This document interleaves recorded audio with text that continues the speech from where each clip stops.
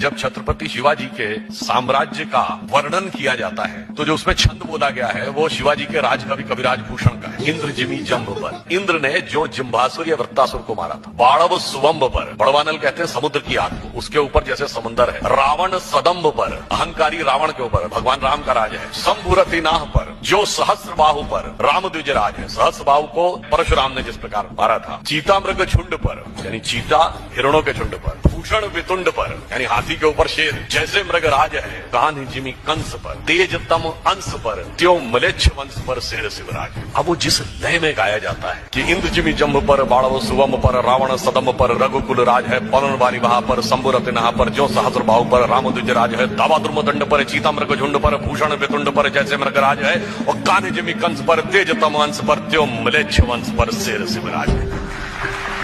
इससे सुंदर राष्ट्रवाद की प्रेरणा कहीं देखने को मिलेगी।